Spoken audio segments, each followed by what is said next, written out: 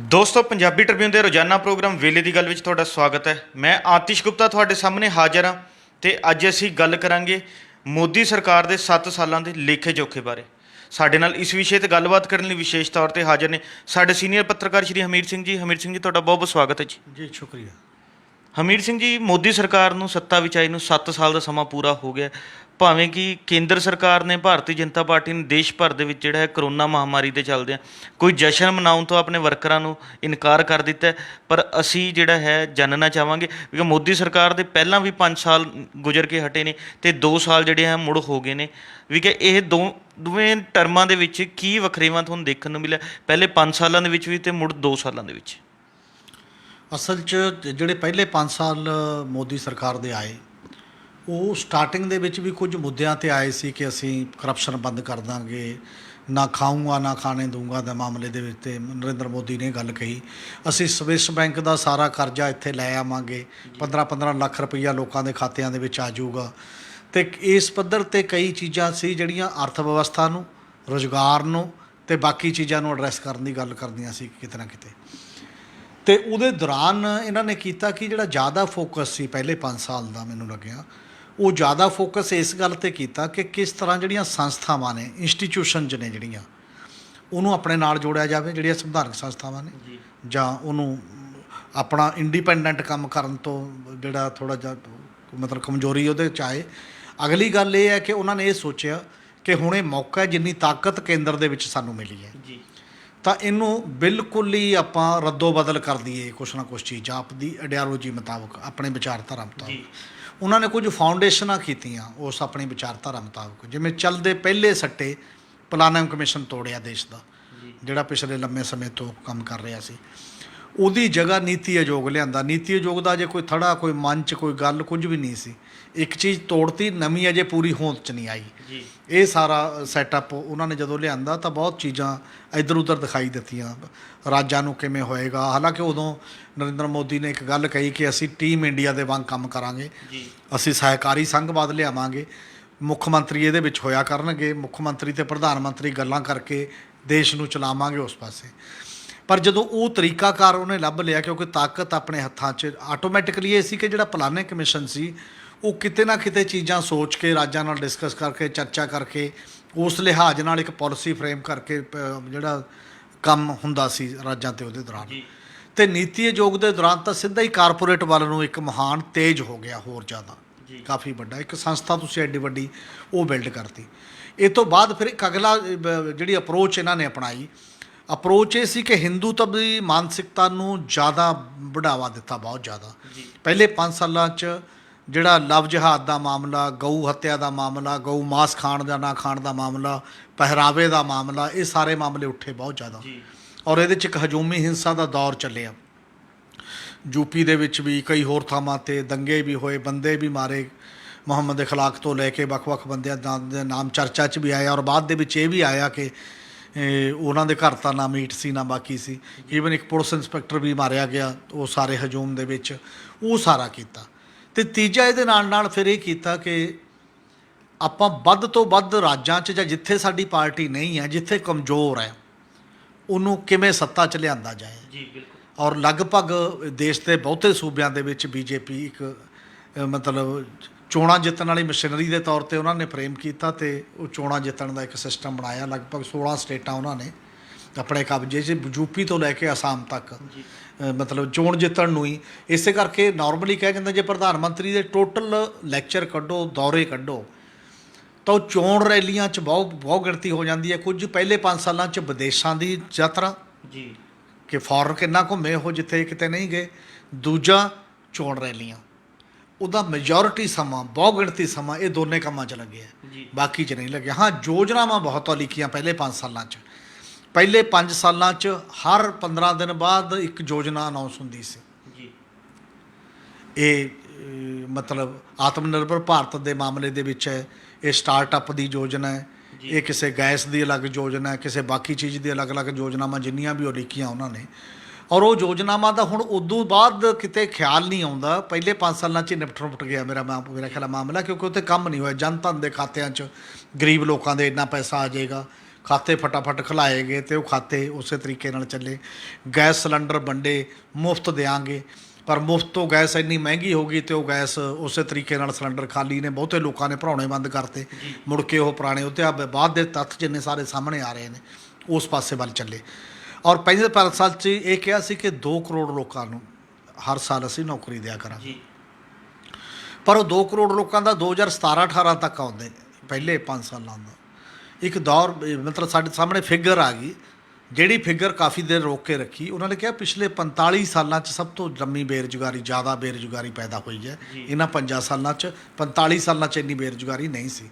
ਤੇ ਲਗਭਗ 23% ਨੌਜਵਾਨ ਬੇਰੁਜ਼ਗਾਰ ਹੈ ਜਿਹੜਾ ਰੁਜ਼ਗਾਰ ਮੰਗ ਰਿਹਾ ਤੇ ਰੁਜ਼ਗਾਰ ਨਹੀਂ ਉਹਨੂੰ ਮਿਲ ਰਿਹਾ ਇਸ ਕੰਟਰੀ ਦਾ। ਔਰ ਸਾਡੇ ਲਗਭਗ 55% ਆਬਾਦੀ ਦਾ ਹਿੱਸਾ ਨੌਜਵਾਨੀ ਹੈ। ਬਿਲਕੁਲ, ਇਹ ਵੀ ਇੱਕ ਨਾਲ ਹੈ। ਉਹ ਪਹਿਲੇ ਜਿਹੜਾ ਦੌਰ ਸੀ ਉਦੋਂ ਤੱਕ ਇਹਨਾਂ ਨੇ ਇਸ ਪਾਸੇ ਲਿਆਂਦਾ, ਪਰ ਉਹ ਸਾਰਾ ਕੁਝ ਹੀ ਹਿੰਦੂਤਵੀ ਸੈਟਅਪ, ਕਮਜ਼ੋਰ ਵਿਰੋਧੀ ਧਿਰ ਪਲੱਸ ਸਾਰਾ ਇੱਕ ਮਸ਼ੀਨਰੀ ਨੂੰ ਲੈ ਕੇ ਫਿਰ ਜਿੱਤ ਗਏ। ਫਿਰ ਉਹਨੇ ਕਿਹਾ ਕਿ ਸਾਡਾ ਵਿਚਾਰਧਾਰਕ ਤੌਰ ਤੇ ਜਿਹੜੇ ਮੁੱਦੇ ਸ਼ੁਰੂ ਤੋਂ ਅਸੀਂ ਉਠਾਉਂਦੇ ਆ ਰਹੇ ਹਾਂ ਜੀ, ਉਧਰ ਵੱਲ ਰੁਖ ਕੀਤਾ, ਬਿਨਾਂ ਦੇਖੇ, ਬਿਨਾਂ ਬਹੁਤੀ ਲੰਮੀ ਚਰਚਾ ਕਰਾਏ, ਬਿਨਾਂ ਇਹ ਦੇਖੇ ਸੰਵਿਧਾਨ ਕੀ ਕਹਿੰਦਾ, ਤੇ ਬੀਜੇਪੀ ਦੀ ਪਾਲਿਸੀ 100% ਠੋਸਣ ਦਾ ਰਾਹ ਹੋ ਗਿਆ ਜੀ। ਸ਼ੁਰੂ। ਉਹ ਕਿਵੇਂ ਸ਼ੁਰੂ ਹੋ ਗਿਆ? ਇੱਕ ਇਹ ਹੋ ਗਿਆ ਕਿ ਜੰਮੂ ਕਸ਼ਮੀਰ ਵਰਗੀ ਸਟੇਟ ਤੁਸੀਂ ਇੱਕ ਬਿੱਲ ਲਿਆ ਕੇ ਤੋੜ ਦਿੰਦੇ ਹੋ ਜੀ, ਯੂਨੀਅਨ ਟੈਰੀਟਰੀ 'ਚ ਬਦਲ ਦਿੰਦੇ ਹੋ। ਹਾਲਾਂਕਿ ਕਾਂਸਟੀਟਿਊਸ਼ਨ ਦੇ ਲੈਵਲ ਤੇ ਇਹ ਹੈ ਕਿ ਉੱਥੋਂ ਦੀ ਅਸੈਂਬਲੀ ਮਤਾ ਪਾਉਂਦੀ ਹੁੰਦੀ ਹੈ ਤੇ ਫਿਰ ਕੇਂਦਰ ਸਰਕਾਰ ਗੌਰ ਕਰਦੀ ਹੈ। ਜੇ ਕਿਸੇ ਰਾਜ ਦੀਆਂ ਹੱਦਾਂ ਬਦਲਣੀਆਂ ਨੇ ਜਾਂ ਉਹਦੇ ਅਧਿਕਾਰ ਇੱਧਰ ਕੋਈ ਕਰਨਾ, ਕੋਈ ਚੀਜ਼ ਤਬਦੀਲੀ ਕਰਨੀ ਹੈ ਤਾਂ ਉੱਥੋਂ ਦੀਆਂ ਅਸੈਂਬਲੀਆਂ ਦੀ ਜ਼ਰੂਰਤ ਹੈ। ਹੁਣ ਤੁਸੀਂ ਇੱਕ ਇਹ ਰਾਹ ਖੋਲ੍ਹਤਾ ਜੰਮੂ ਕਸ਼ਮੀਰ ਦਾ ਬਿਲਕੁਲ ਹੀ ਟੋਟਲ ਤਾਕਤ ਖਤਮ ਕਰਕੇ ਕਿ ਅੱਗੇ ਨੂੰ ਕੇਂਦਰ ਸਰਕਾਰ ਕਿਸੇ ਵੀ ਸੂਬੇ ਨੂੰ ਯੂਨੀਅਨ ਟੈਰੀਟਰੀ 'ਚ ਬਦਲ ਦੇ, ਕਿਸੇ ਸੂਬੇ ਦਾ ਕੋਈ ਹਿੱਸਾ ਕੱਟ ਦੇ। ਇਹਦਾ ਮਤਲਬ ਰਾਜਾਂ ਕੋਲ ਹੁਣ ਕੋਈ ਅਧਿਕਾਰ ਨਹੀਂ। ਇਹ ਇਸ ਲੈਵਲ ਦਾ ਗੈਰ ਸੰਵਿਧਾਨਕ ਇੱਕ ਕੰਮ ਹੋਇਆ। ਉਹ ਅਲੱਗ ਗੱਲ ਹੈ ਕਿ ਇਸ ਦੂਜੇ ਦੌਰ ਦੇ ਸਿਸਟਮ ਦੇ ਵਿੱਚ ਜਿਹੜੀਆਂ ਸੰਸਥਾਵਾਂ ਨੇ ਸਾਡੀਆਂ ਸੰਵਿਧਾਨਕ ਸੰਸਥਾਵਾਂ, ਚਾਹੇ ਉਹ ਸੁਪਰੀਮ ਕੋਰਟ ਹੈ, ਚਾਹੇ ਉਹ ਇਲੈਕਸ਼ਨ ਕਮਿਸ਼ਨ ਹੈ, ਚਾਹੇ ਉਹ ਸੀਬੀਆਈ ਸੰਵਿਧਾਨਕ ਨਹੀਂ ਹੈ, ਪਰ ਉਹ ਇੱਕ ਸੰਸਥਾ ਜਿਹੜੇ ਇੰਸਟੀਟਿਊਸ਼ਨ ਜਿਹਦੀ ਕ੍ਰੈਡੀਬਿਲਿਟੀ ਸੀ ਉਹ ਹੋਰ ਵੀ ਜ਼ਿਆਦਾ ਡਾਊਨ ਚਲੀ ਗਈ ਹੈ।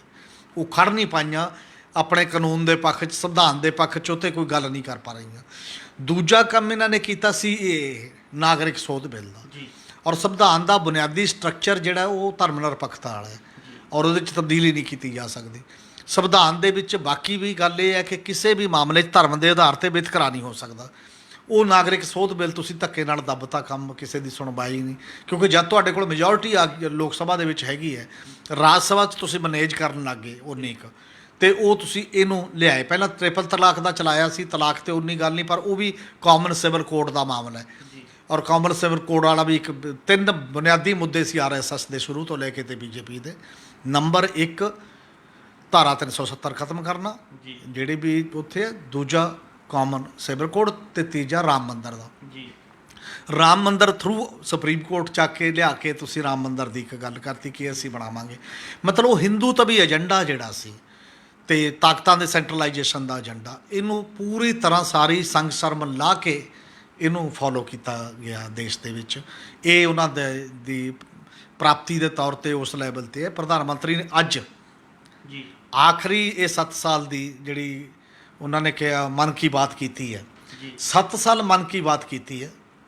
7 ਸਾਲਾਂ 'ਚ ਇੱਕ ਵਾਰ ਪ੍ਰੈਸ ਕਾਨਫਰੰਸ ਦੇ ਸਾਹਮਣੇ ਆਏ ਸੀ, ਉਹ ਵੀ ਬੜਾ ਹੀ ਯੋਜਨਾਬੱਧ ਤਰੀਕੇ ਦੇ ਨਾਲ, ਤੇ ਇੱਕ ਸਿੰਗਲ ਟਰੈਕ ਆਪਣੀ ਗੱਲ ਕਹੀ ਹੈ ਤੇ ਸੁਣੀ ਕਿਸੇ ਦੀ ਨਹੀਂ ਹੈ। ਫੀਡਬੈਕ ਬੰਦ ਹੋ ਗਿਆ ਤੇ ਉਹ ਸਾਰਾ ਕੁਝ ਬੰਦ ਹੋ ਗਿਆ। ਇਸ ਤਰੀਕੇ ਨਾਲ ਇਹ 7 ਸਾਲ ਗੁਜ਼ਰੇ ਨੇ। ਅੱਜ ਲਾਸਟ ਸੀਗਾ, ਉਹਨਾਂ ਨੇ ਇਹਦਾ ਜ਼ਿਕਰ ਵੀ ਕੀਤਾ। ਉਹਨੇ ਕਿਹਾ 7 ਸਾਲ 'ਚ ਅਸੀਂ ਇਹ ਸਲੋਗਨ 'ਤੇ ਚੱਲੇ ਹਾਂ, ਸਭ ਕਾ ਸਾਥ, ਸਭ ਕਾ ਵਿਕਾਸ, ਸਭ ਕਾ ਵਿਸ਼ਵਾਸ। ਅੱਜ ਵੀ ਉਹਨੇ ਜ਼ਿਕਰ ਕੀਤਾ ਪ੍ਰਧਾਨ ਮੰਤਰੀ ਨੇ ਵੀ ਇਹ ਸਾਡੀ ਪ੍ਰਾਪਤੀ ਹੈ। ਫਿਰ ਠੀਕ ਹੈ, ਸੰਕਟ ਵੀ ਆਏ, ਪਰ ਸੰਕਟ ਨਾਲ ਅਸੀਂ ਨਜਿੱਠਿਆ। ਕੋਵਿਡ ਨਾਲ ਅਸੀਂ ਪਹਿਲੇ ਨਾਲ ਨਜਿੱਠ ਲਿਆ, ਹੁਣ ਵੀ ਅਸੀਂ ਨਜਿੱਠਾਂਗੇ। ਇਹੋ ਜਿਹੀਆਂ ਕੁਝ ਗੱਲਾਂ ਕੀਤੀਆਂ। ਪ੍ਰਾਪਤੀਆਂ ਬਹੁਤ ਵੱਡੇ ਪੱਧਰ 'ਤੇ ਗਿਣਾਉਣ ਦੀ ਜਿਹੜੀ ਪੋਜੀਸ਼ਨ 'ਚ ਨਹੀਂ ਪ੍ਰਧਾਨ ਮੰਤਰੀ ਆਏ। ਜੀ ਹਮੀਰ ਸਿੰਘ ਜੀ, ਜਿਵੇਂ ਤੁਸੀਂ ਜ਼ਿਕਰ ਵੀ ਕਰਕੇ ਹਟੇ ਹੋ, ਤੇ ਪ੍ਰਧਾਨ ਮੰਤਰੀ ਨੇ ਜਿਹੜਾ ਸੀ ਪਹਿਲੇ ਦਿਨ ਇਹ ਸੱਦਾ ਦਿੱਤਾ ਸੀ ਵੀ ਕਿ ਅਸੀਂ ਸਹਿਕਾਰੀ ਸੰਘਵਾਦ ਅਧੀਨ ਜਿਹੜਾ ਹੈਗਾ ਸਾਰੇ ਮੁੱਖ ਮੰਤਰੀਆਂ ਨੂੰ ਨਾਲ ਲੈ ਕੇ ਚੱਲਾਂਗੇ, ਇੱਕ ਟੀਮ ਇੰਡੀਆ ਵਜੋਂ ਕੰਮ ਕਰਾਂਗੇ। ਅਸੀਂ ਜਾਣਨਾ ਚਾਹਾਂਗੇ ਉਸ 'ਤੇ ਪ੍ਰਧਾਨ ਮੰਤਰੀ ਕਿੰਨਾ ਕੁ ਕੰਮ ਕਰ ਸਕੇ ਨੇ ਹੁਣ ਤੱਕ? 2 ਗੱਲਾਂ ਮੋਟੀਆਂ ਕੀਤੀਆਂ, ਇੱਕ ਟੀਮ ਇੰਡੀਆ ਦੇ ਤੌਰ 'ਤੇ, ਦੂਜਾ ਜਦੋਂ ਪ੍ਰਧਾਨ ਮੰਤਰੀ ਨੇ ਸਹੁੰ ਚੁੱਕੀ ਸੀ ਉਦੋਂ, ਔਰ ਗਵਾਂਢੀਆ ਸਾਊਥ ਏਸ਼ੀਆ ਦੇ ਸਾਰੇ ਸਰਕਾਰੀ ਮੁਖੀਆਂ ਨੂੰ ਬੁਲਾਇਆ ਗਿਆ ਸੀ ਵੀ ਪ੍ਰਧਾਨ ਮੰਤਰੀ ਦੋ ਕੰਮ ਕਰਨਗੇ, ਇੰਡੀਆ ਸ਼ਾਇਦ ਠੀਕ ਪਾਸੇ ਹੋਊਗਾ। ਉਹਨਾਂ ਨੇ ਇਹ ਕੋਸ਼ਿਸ਼ ਕੀਤੀ ਝਲਕ ਦੇਣ ਦੀ ਵੀ ਦੇਖੋ ਕਿੱਡੇ ਕੱਦ ਦਾ ਕਿੱਡਾ ਵੱਡਾ ਆਦਮੀ ਹੈ ਜੀ, ਦੇਖੋ ਇਹ ਖੁੱਲ੍ਹਾ ਦਿਲ ਹੈ। ਇੱਕ ਤਾਂ ਗੁਆਂਢੀਆਂ ਨਾਲ ਸੰਬੰਧ ਸੁਧਾਰਾਂਗੇ ਜੀ, ਇਹਦੇ ਤੋਂ ਇਹ ਨਜ਼ਰ ਆ ਰਿਹਾ ਸੀ। ਦੂਜਾ ਇਹ ਸੀ ਜੇ ਸਹਿਕਾਰੀ ਸੰਘਵਾਦ ਤੁਸੀਂ ਲਾਗੂ ਕਰੋਗੇ ਤਾਂ ਇਹਦਾ ਮਤਲਬ ਸੂਬਿਆਂ ਦੇ ਹੱਕ ਵਧਣਗੇ, ਸੂਬਿਆਂ ਦਾ ਦਖਲ ਵਧੂਗਾ ਫੈਸਲੇ ਲੈਣ ਦੇ ਵਿੱਚ, ਸ਼ਾਇਦ ਦੂਜੇ ਪਾਸੇ ਨੂੰ ਨਹੀਂ ਜਾਣਗੇ ਜੀ, ਔਰ ਜਦੋਂ 14 'ਚ ਉਹ ਚੀਜ਼ਾਂ ਜਿਹੜੀਆਂ ਹੋਈਆਂ ਸੀ ਤੇ ਅੱਜ ਜਿੰਨੇ ਮਾੜੇ ਸੰਬੰਧ ਗੁਆਂਢੀ ਦੇਸ਼ਾਂ ਨਾਲ ਸ਼ਾਇਦ ਪਹਿਲਾਂ ਕਦੇ ਨਹੀਂ ਰਹੇ ਬਿਲਕੁਲ ਪੂਰੇ ਮਾਮਲਿਆਂ ਦੇ ਵਿੱਚ।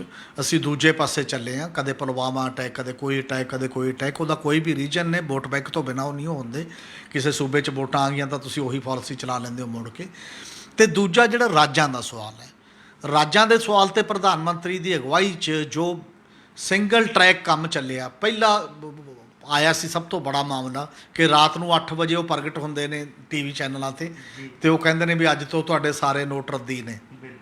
ਨੋਟਬੰਦੀ ਜਿਹਨੂੰ ਕਿਹਾ ਗਿਆ, ਜਿਹਨੇ ਲੋਕਾਂ ਦੇ ਰੁਜ਼ਗਾਰ 'ਤੇ ਕਾਰੋਬਾਰਾਂ 'ਤੇ ਬਹੁਤ ਭਾਰੀ ਸੱਟ ਮਾਰੀ ਅਤੇ 125 ਬੰਦਾ ਬੈਂਕਾਂ ਦੀਆਂ ਲਾਈਨਾਂ 'ਚ ਖੜ੍ਹਿਆ ਦਮ ਤੋੜ ਗਿਆ। ਅਤੇ ਪਰ ਕੋਈ ਗੱਲ ਨਹੀਂ। ਫਿਰ GST ਨੂੰ ਦੱਸਿਆ ਸਭ ਤੋਂ ਬੜਾ ਟੈਕਸ ਰਿਫਾਰਮ, 1000 ਤੋਂ ਜ਼ਿਆਦਾ ਸੋਧਾਂ ਹੋ ਗਈਆਂ, ਅਜੇ ਤੱਕ ਵੀ ਉਹ ਤੰਗੀ ਦੇ ਰਿਹਾ ਲੋਕਾਂ ਨੂੰ ਅਤੇ ਪਤਾ ਨਹੀਂ ਕੀ ਉਹਦੇ ਨਾਲ ਹੋਇਆ। ਅਤੇ ਇਸੇ ਤਰੀਕੇ ਨਾਲ ਚੱਲਦੇ ਚੱਲਦੇ ਜਿੰਨੇ ਕਾਨੂੰਨ ਬਦਲੇ ਉਹਨਾਂ ਨੇ, ਕਿਰਤ ਕਾਨੂੰਨ ਦੀਆਂ ਧੱਜੀਆਂ ਉਡਾਤੀਆਂ, ਐਜੂਕੇਸ਼ਨ ਪਾਲਿਸੀ ਸੈਂਟਰਲਾਈਜ਼ ਕਰਤੀ ਜਿਹੜੀ ਲਾਗੂ ਕੀਤੀ ਹੈ ਬਿਨਾਂ ਕਿਸੇ ਚਰਚਾ ਤੋਂ, ਬਿਨਾਂ ਲੋਕਾਂ ਦੀ ਰਾਏ ਨੂੰ ਕੰਸੀਡਰ ਕੀਤੇ। ਜੇ ਚਰਚਾ ਮਾੜੀ ਮੋਟੀ ਹੋਈ ਵੀ, ਜਿਹੜੀਆਂ ਰਾਇਆਂ ਭੇਜੀਆਂ ਵੀ, ਉਹਦੇ 'ਤੇ ਵੀ ਪਾਰਲੀਮੈਂਟ 'ਚ ਜ਼ਰੂਰੀ ਨਹੀਂ ਸਮਝੀ ਚਰਚਾ ਕੀਤੀ ਜਾਏ। ਇਸੇ ਤਰ੍ਹਾਂ ਜਿੰਨੇ ਵੀ ਕਾਨੂੰਨ ਤੁਸੀਂ UAPA NIA ਅਤੇ ਸਾਰੇ ਕਾਨੂੰਨ ਜਿੰਨੇ ਸੋਧੇ, ਅਤੇ ਇਹਦੇ ਨਾਲ ਚੱਲਦੇ ਚੱਲਦੇ ਜਿਹੜੀ ਰਹਿੰਦੀ ਖੁੰਹਦੀ ਕਸਰ ਸੀ ਉਹ ਤੁਸੀਂ ਕਰੋਨਾ ਦੇ ਦੌਰ 'ਚ ਖੇਤੀ ਕਾਨੂੰਨ ਬਦਲ ਕੇ ਆਰਡੀਨੈਂਸ ਲਿਆ ਕੇ ਪੈਦਾ ਕਰਤੀ। ਉਹਦੇ ਨਾਲ ਕੀ ਹੋ ਗਿਆ ਕਿ ਤਾਕਤ ਟੋਟਲੀ ਸੈਂਟਰਲਾਈਜ਼ ਹੋ ਗਈ ਜੀ, ਬਿਲਕੁਲ। ਜਿਹੜਾ ਉਹਨਾਂ ਦਾ ਵਿਵਹਾਰ ਹੈ ਉਹ ਇੰਨਾ ਤਾਕਤਾਂ ਦੇ ਕੇਂਦਰੀਕਰਨ ਵਾਲਾ ਹੈ। ਨਾ ਕੋਈ ਉਹਦੀ ਮਿਨਿਸਟਰੀ ਦੇ ਵਿੱਚ ਕੋਈ ਚੂੰ ਕਰਨ ਦੀ ਪੋਜੀਸ਼ਨ 'ਚ ਹੈ, ਨਾ BJP ਦੇ ਅੰਦਰ ਉਹ ਵੱਡੇ ਲੀਡਰ ਕੋਈ ਬੋਲਣ ਦੀ ਹੈਸੀਅਤ 'ਚ ਹੈ। ਅਤੇ ਸੂਬੇ ਸਰਕਾਰਾਂ ਦੇ ਮੁੱਖ ਮੰਤਰੀਆਂ ਨੇ, ਕਿੰਨੇ ਮੁੱਖ ਮੰਤਰੀ ਕਹਿ ਚੁੱਕੇ ਨੇ, 3-4 ਮੁੱਖ ਮੰਤਰੀ ਤਾਂ ਇਹ ਕਹਿ ਚੁੱਕੇ ਨੇ ਕਿ ਕੇਵਲ ਪ੍ਰਧਾਨ ਮੰਤਰੀ ਆਪਣੀ ਗੱਲ ਦੱਸਦੇ ਨੇ, ਸਾਡੀ ਸੁਣਦੇ ਨਹੀਂ ਹੈ। ਅਤੇ ਉਹਨਾਂ ਦੇ ਨਾਲ ਨਹੀਂ, ਸੂਬੇ GST ਦਾ ਆਪਣਾ ਹਿੱਸਾ ਮੰਗਦਾ ਮਰ ਗਏ। ਉਹ ਕਹਿੰਦੇ ਵੀ ਤੁਹਾਡਾ ਹਿੱਸਾ ਨਹੀਂ ਦੇਣਾ, ਕਰਜ਼ਾ ਲੈਣਾ, ਕਰਜ਼ਾ ਦੇ ਦਿੰਦੇ ਹਾਂ, ਜੇ ਤੁਹਾਨੂੰ ਮਨਜ਼ੂਰ ਹੈ ਤਾਂ ਦੱਸੋ, ਨਹੀਂ ਤਾਂ ਨਾ ਸਹੀ। ਔਰ ਇਸੇ ਤਰ੍ਹਾਂ ਜਿਹੜੇ ਵੀ ਚੀਜ਼ਾਂ ਸੂਬਿਆਂ ਦੇ ਅਧਿਕਾਰਾਂ ਦੇ ਸਵਾਲ ਸੀ, ਖੇਤੀ ਦਾ ਮਾਮਲਾ, ਖੇਤੀ ਦੇ ਕਾਨੂੰਨ ਨੇ ਫੈਡਰਲਿਜ਼ਮ 'ਤੇ ਸੱਟ ਹੈ, ਕੇਂਦਰ ਨੇ ਆਪਣੇ ਕੋਲ ਲੈ ਲਿਆ।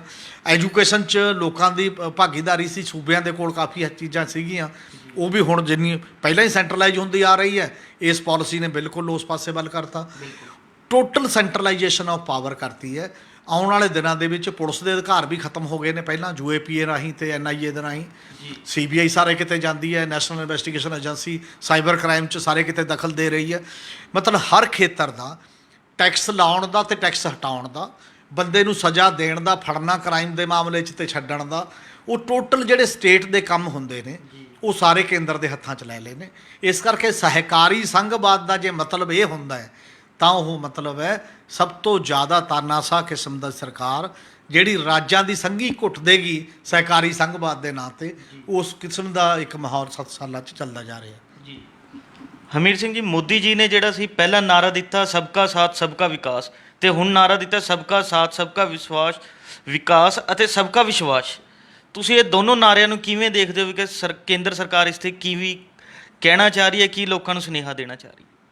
ਅਸਲ 'ਚ ਬੜਾ ਕਲੀਅਰ ਕੱਟ ਮੇਰਾ ਖਿਆਲ ਹੈ ਪਿਕਚਰ ਲੋਕਾਂ ਦੇ ਸਾਹਮਣੇ ਤਸਵੀਰ ਆ ਚੁੱਕੀ ਹੈ ਪਿਛਲੇ 7 ਸਾਲਾਂ 'ਚ। ਸਬਕਾ ਸਾਥ ਸਬਕਾ ਵਿਕਾਸ ਜਾਂ ਸਬਕਾ ਵਿਸ਼ਵਾਸ ਦੀ ਜਿਹੜੀ ਧਾਰਨਾ ਹੈ, ਉਹ ਧਾਰਨਾ ਦੇ ਅਰਥ ਵੀ ਸਹਿਕਾਰੀ ਸੰਘਵਾਦ ਵਰਗੇ ਹੀ ਨੇ। ਕਾਰਪੋਰੇਟ ਦਾ ਵਿਕਾਸ ਹੈ ਅਤੇ ਬਾਕੀ ਸਾਰੀ ਜਨਤਾ ਜਿਹੜੀ ਹੈ ਉਹਦੇ ਨਾਲ ਨੂੜੀ ਜਾ ਰਹੀ ਹੈ ਕਿ ਮੰਨੋ ਕਿ ਤੁਹਾਡਾ ਵੀ ਵਿਕਾਸ ਹੋ ਰਿਹਾ, ਭਰੋਸਾ ਪ੍ਰਗਟ ਕਰੋ।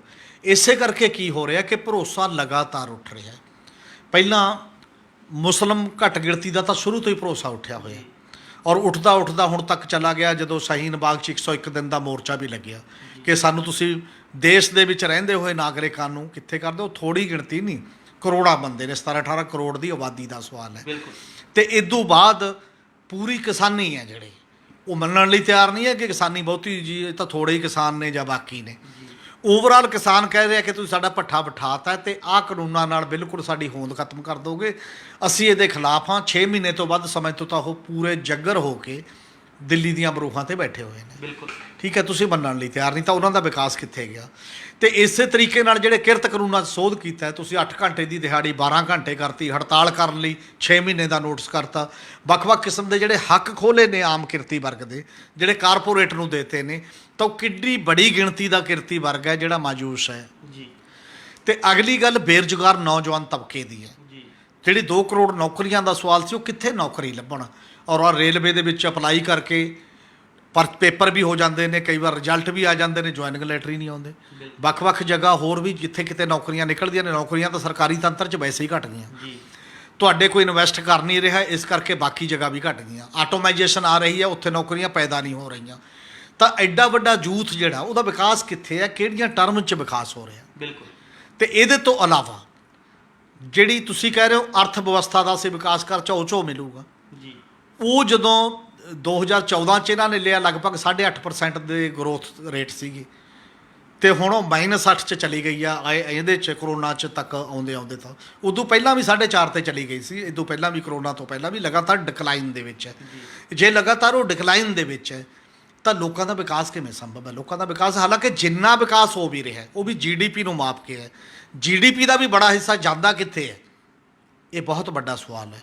ਔਰ ਜਿਹੜਾ ਹੁਣ ਕਰੋਨਾ ਦੇ ਦੌਰਾਨ ਜਿੰਨੀਆਂ ਵੀ ਰਿਪੋਰਟਾਂ ਸਾਹਮਣੇ ਆਈਆਂ ਨੇ, ਉਹ ਰਿਪੋਰਟਾਂ ਇਹ ਆਈਆਂ ਨੇ ਕਿ ਜਿਹੜੀਆਂ ਵੱਡੀਆਂ ਕਾਰਪੋਰੇਟ ਕੰਪਨੀਆਂ ਨੇ, ਚਾਹੇ ਉਹ ਡਿਜੀਟਲ ਵਾਲੀਆਂ ਹੋਣ, ਕਮਿਊਨੀਕੇਸ਼ਨ ਵਾਲੀਆਂ ਹੋਣ, ਜਾਂ ਡਰੱਗ ਦੇ ਨਾਲ ਸੰਬੰਧਿਤ, ਮੈਡੀਸਨ ਦੇ ਨਾਲ ਸੰਬੰਧਿਤ ਹੋਣ, ਉਹਨਾਂ ਨੂੰ ਜਿੰਨਾ ਮੁਨਾਫਾ ਹੋ ਗਿਆ, ਉਹ ਮੁਨਾਫਾ ਇੰਨਾ ਜ਼ਿਆਦਾ ਹੋ ਗਿਆ ਕਿ ਉਹ ਮਨਰੇਗਾ ਤੇ ਹੈਲਥ ਦਾ ਬਜਟ 10-11 ਬੰਦੇ ਕੇਵਲ, ਜੇ ਉਹਨਾਂ ਦਾ ਮੁਨਾਫਾ ਹੀ ਜੋੜ ਲਿਆ ਜਾਏ, ਉਹਨੂੰ ਫ੍ਰੀ ਚਲਾ ਸਕਦੇ ਨੇ 10 ਸਾਲਾਂ ਤੱਕ। ਇਹਦਾ ਮਤਲਬ ਇਹ 73,000 ਕਰੋੜ ਰੁਪਈਆ ਤੁਹਾਡਾ 1 ਸਾਲ ਦਾ ਮਨਰੇਗਾ ਦਾ। 10 ਸਾਲ ਦਾ ਕੀ ਮਤਲਬ ਹੈ? 10 ਸਾਲ ਦਾ ਮਤਲਬ ਹੈ ਤੁਹਾਡਾ ਤੇ 7,30,000 ਕਰੋੜ ਰੁਪਈਆ। ਜੀ।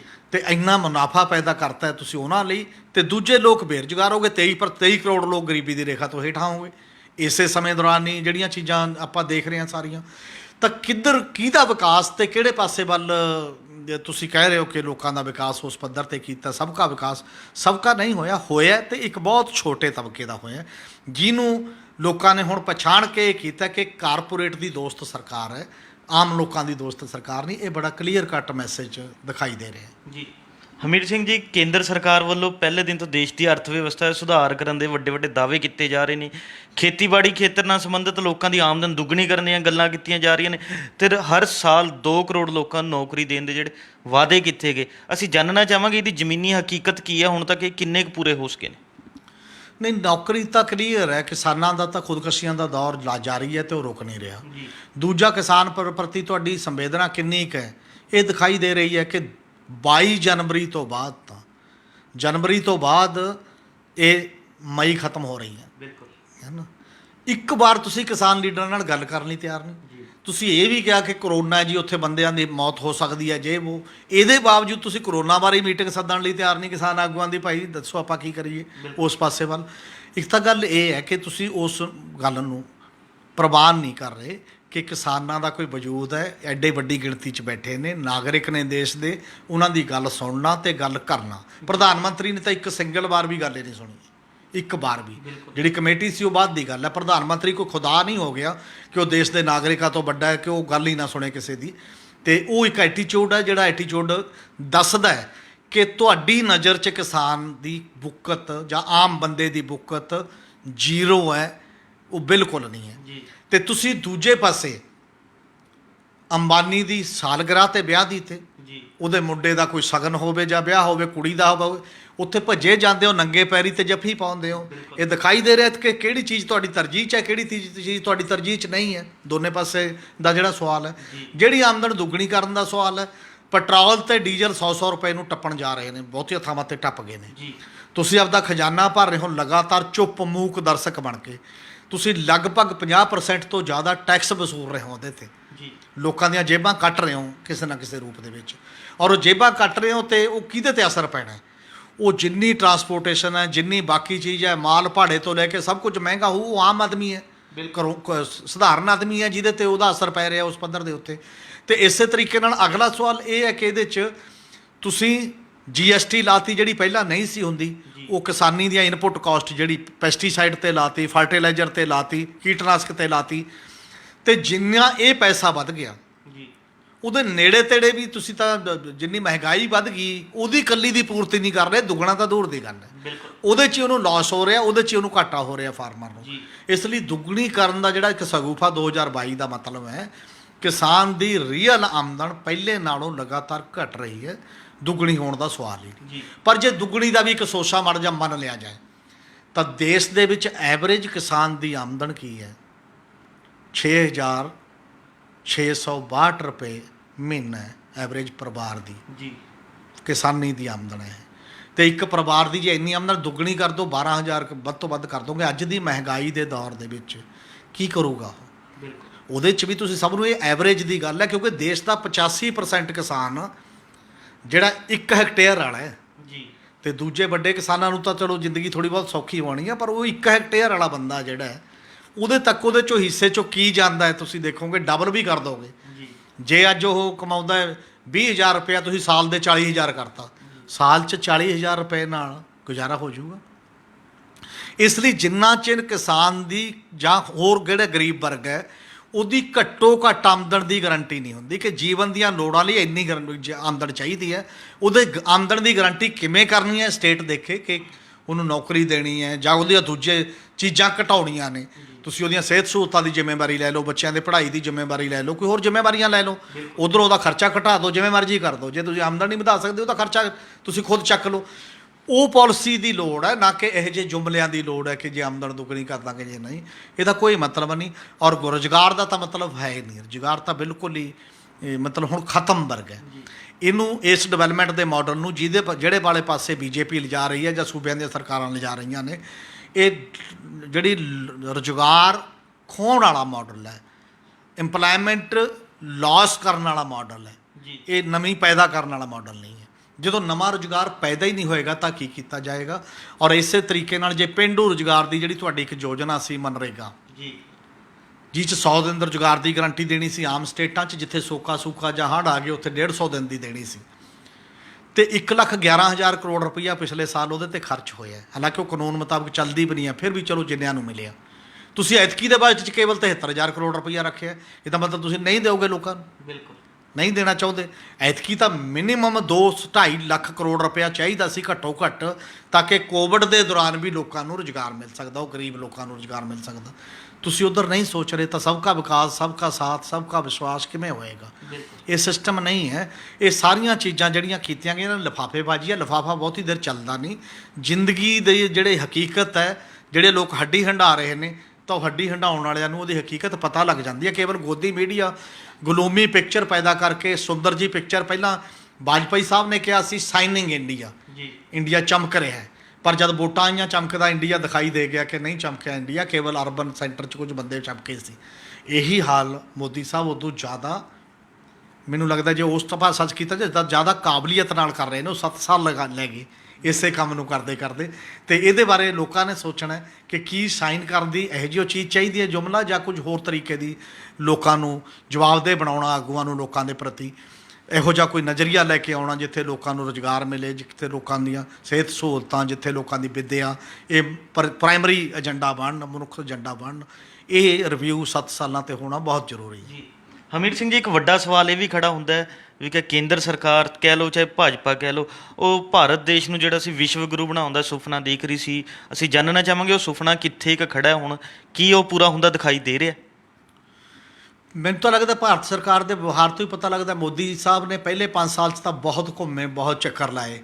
ਹੁਣ ਕੋਈ ਦੇਸ਼ ਸੱਦਣ ਲਈ ਉਹ ਤਿਆਰ ਨਹੀਂ ਮੈਨੂੰ ਲੱਗਦਾ, ਕਿਉਂਕਿ ਹੁਣ ਤਾਂ ਖਾਸ ਤੌਰ 'ਤੇ ਜਦੋਂ ਤੋਂ ਕਿਸਾਨੀ ਦੇ ਬਿੱਲ ਆਏ ਨੇ, ਕਿਸਾਨੀ ਦਾ ਅੰਦੋਲਨ ਚੱਲਿਆ, ਤਦ ਤੋਂ UNO ਤੋਂ ਲੈ ਕੇ Canada, New Zealand, Australia, UK, America, ਕਿੰਨੀਆਂ ਹੀ ਪਾਰਲੀਮੈਂਟਾਂ ਦੇ ਵਿੱਚ ਇਹ ਚਰਚਾ ਹੋ ਰਹੀ ਹੈ ਕਿ ਤੁਸੀਂ ਆਪਣੇ ਉਹਨਾਂ ਲੋਕਾਂ ਨਾਲ ਮਨੁੱਖੀ ਅਧਿਕਾਰਾਂ ਦੇ ਮਾਮਲੇ ਦੇ ਵਿੱਚ ਨਹੀਂ ਸਹੀ ਕਰ ਰਹੇ, ਠੀਕ ਨਹੀਂ ਕਰ ਰਹੇ। ਅਤੇ ਉਦੋਂ ਬਾਅਦ ਕਿੰਨੀਆਂ ਏਜੰਸੀਆਂ ਦਾ ਦੀਆਂ ਰਿਪੋਰਟਾਂ ਆ ਰਹੀਆਂ ਨੇ, ਔਰ ਜਿਹੜੀਆਂ ਰਿਪੋਰਟਾਂ ਇਹ ਕਹਿੰਦੇ ਨੇ ਕਿ ਹਿੰਦੁਸਤਾਨ ਦੇ ਵਿੱਚ ਡੈਮੋਕ੍ਰੇਸੀ ਨਹੀਂ ਹੈ, ਹਿੰਦੁਸਤਾਨ ਦੇ ਵਿੱਚ ਹੁਣ ਅਰਧ ਡੈਮੋਕ੍ਰੇਸੀ ਹੁੰਦੀ ਜਾ ਰਹੀ ਹੈ, ਹੁਣ ਇਹ ਪੂਰਾ ਆਜ਼ਾਦ ਮੁਲਕ ਨਹੀਂ ਹੈ, ਅਰਧ ਆਜ਼ਾਦ ਮੁਲਕ ਹੁੰਦਾ ਜਾ ਰਿਹਾ ਹੈ। ਐਟੀਟਿਊਡ ਦਾ ਸਵਾਲ ਹੈ।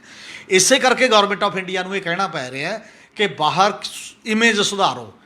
ਇਹਨਾਂ ਕੋਲ ਇੱਕੋ ਹੀ ਰੱਟ ਹੈ, ਜੇ ਨਿਊਯਾਰਕ ਟਾਈਮਜ਼ ਦੇ ਵਿੱਚ ਕੋਈ ਵੱਡਾ ਸਕਾਲਰ, ਵੱਡਾ ਵਿਗਿਆਨੀ ਆਰਟੀਕਲ ਲਿਖਦਾ ਹੈ ਕਰੋਨਾ ਦੇ ਮਾਮਲੇ 'ਚ ਕਿ ਆਹ ਲਾਸ਼ਾਂ ਦਾ ਸਵਾਲ ਹੈ ਮਾਮਲਾ, ਇਹ ਕਹਿੰਦੇ ਨੇ ਜੀ ਇਹ ਹਿੰਦੁਸਤਾਨ ਖਿਲਾਫ ਸਾਜ਼ਿਸ਼ ਹੈ ਜੀ। ਤੇ ਜੇ ਕੋਈ ਇਹ ਕਹਿ ਦਿੰਦੀ ਹੈ ਸੰਸਥਾ, ਬੜੀ ਵੱਡੀ ਕ੍ਰੈਡੀਬਲ ਸੰਸਥਾ, ਭਰੋਸੇਯੋਗ ਸੰਸਥਾ, ਕਿ ਜਿਹੜੇ ਬੰਦੇ ਫੜੇ ਹੋਏ ਨੇ ਵੱਖਰੇ ਵਿਚਾਰਾਂ ਵਾਲੇ UAPA ਦੇ ਅੰਦਰ 16 ਬੰਦੇ ਜਿਹੜੇ ਬੁੱਧੀਜੀਵੀ ਨੇ, ਸਿਆਸੀ ਤੇ ਸਮਾਜਿਕ ਕਾਰਕੁਨ ਨੇ, ਲੇਖਕ ਨੇ, ਵਕੀਲ ਨੇ, ਪ੍ਰੋਫੈਸਰ ਨੇ, ਤੇ ਉਹਨਾਂ ਦੇ ਨੂੰ ਫੜਨ ਦੇ ਵਾਸਤੇ ਹੈਕ ਕਰਕੇ ਮਤਲਬ ਇੱਕ ਕੰਪਿਊਟਰ ਦੇ ਵਿੱਚ ਤੁਸੀਂ ਉਹ ਚਿੱਠੀਆਂ ਪਾ ਦਿੱਤੀਆਂ ਨੇ ਤੇ ਉਹਦੀ ਜਾਂਚ ਨਹੀਂ ਕਰਾਉਂਦੇ। ਇਹ ਕਹਿੰਦੇ ਜੀ ਉਹ ਤਾਂ ਸਾਜ਼ਿਸ਼ ਹੈ ਸਾਡੇ ਖਿਲਾਫ। ਜਦ ਤੁਹਾਡੇ ਪੱਖ 'ਚ ਮਾੜਾ ਮੋਟਾ ਕੋਈ ਉੱਥੇ ਕਹਿ ਦਿੰਦਾ ਬਾਹਰ ਬੰਦਾ, ਉਦੋਂ ਕਹਿੰਦੇ ਦੇਖੋ ਜੀ ਦੁਨੀਆ ਮੰਨਦੀ ਆ ਮੋਦੀ ਦਾ ਲੋਹਾ।